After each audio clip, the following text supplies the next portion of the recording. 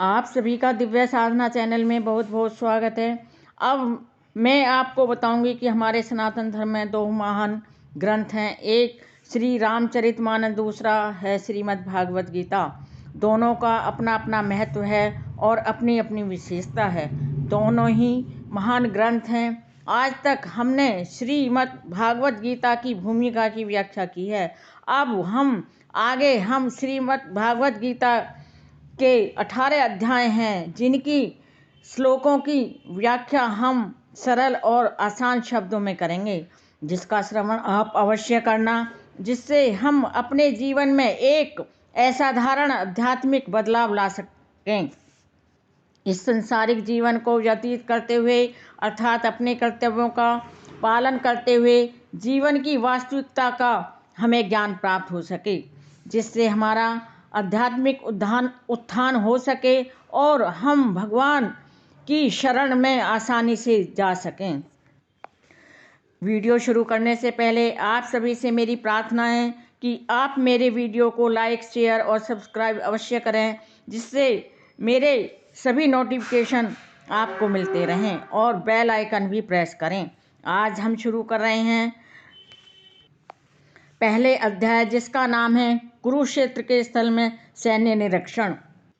उसके 10 और 11 श्लोकों की सरल और आसान शब्दों में हम व्याख्या करेंगे। अपर्याप्तम तद अस्माकं बलम भीष्माभिरक्षितम् पर्याप्तम इदं मेतासां तु इदं एतवेषां बलम भीम अभिरक्षितम्। दुर्योधन कह रहा है कि हमारी शक्ति अपरिमेय है, अर्थात असीमित है, जिसकी कोई सीमा नहीं है, और हम सब पितामह भीष्म द्वारा भली भांति संरक्षित भी हैं। जब तक हमारे ऊपर भीष्म पितामह का हाथ है तो हम सुरक्षित हैं, संरक्षित हैं, जबकि पांडवों की शक्ति भीम द्वारा भली भांति संरक्षित है होकर भी सीमित है। यहाँ पर दुर्योधन ने तुलनात्मक शक्ति का अनुमान प्रस्तुत किया है। वह सोचता है कि अत्यंत अनुभवी सेना नायक भीष्म पितामह के द्वारा विशेष रूप से संरक्षित होने के कारण उसकी सशस्त्र सेनाओं की शक्ति अपरिमेय है, अर्थात असाधारण है, जिसकी कोई सीमा नहीं है।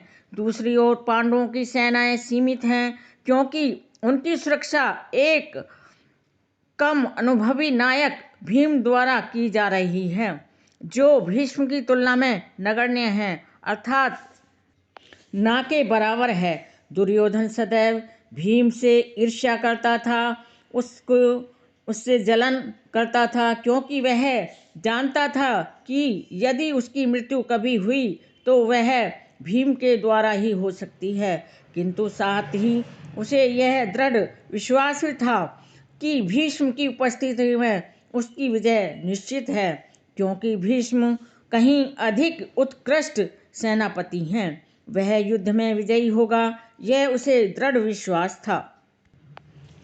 एनेषु च सर्वेषु यथा भागम स्थिता भीष्म एवं अभिरक्षन्तु भवन्तः सर्वे एव ही। यहाँ पर इसका अर्थ है, अतएव सैन्य व्यूह में अपने अपने मोर्चे पर खड़े रहकर आप सभी भीष्म पिता को पूरी सहायता दें। ऐसा दुर्योधन अपनी सेना को कह रहा था। कहने का तात्पर्य यह है कि भीष्म पितामह के शौर्य की प्रशंसा करने के बाद दुर्योधन ने सोचा कि कहीं अन्य योद्धा यह न समझ लें कि उन्हें कम महत्व दिया जा रहा है। अतः दुर्योधन ने अपने सहज कूटनीतिक ढंग से स्थिति संभालने के उद्देश्य से उपयुक्त शब्द कहे। उसने बलपूर्वक कहा कि भीष्मदेव निसंदेह महानतम योद्धा हैं, किंतु अब वे वृद्ध हो चुके हैं। अतः प्रत्येक सैनिक को चाहिए कि चारों ओर से उनकी सुरक्षा का विशेष ध्यान रखें। हो सकता है कि वे किसी एक दिशा में युद्ध करने में लग जाएं और शत्रु इस व्यस्तता का लाभ उठा ले। अतः यह आवश्यक है कि अन्य योद्धा मोर्चा पर अपनी अपनी स्थिति पर अडिग रहें और सजग रहें और शत्रु को व्यूह न तोड़ने दें। दुर्योधन को पूर्ण विश्वास था कि कौरवों की विजय भीष्मदेव की उपस्थिति पर ही निर्भर करती है। उसे युद्ध में भीष्मदेव तथा द्रोणाचार्य के पूर्ण सहयोग की आशा थी, क्योंकि वह अच्छी तरह यह जानता था कि इन दोनों ने उस समय एक शब्द भी नहीं कहा था जब अर्जुन की पत्नी द्रौपदी को असहाय अवस्था में भरी सभा में नग्न किया जा रहा था और जब उसने उनसे न्याय की भीख मांगी थी, यह जानते हुए भी कि इन दोनों सेनापतियों के मन में पांडवों के लिए स्नेह था, प्रेम था और दुर्योधन को आशा थी कि वे इस स्नेह को उसी तरह त्याग देंगे जिस तरह उन्होंने दूत कीड़ा के अवसर पर इस स्नेह का त्याग किया था। आज की श्लोकों की व्याख्या हम यहीं समाप्त करते हैं।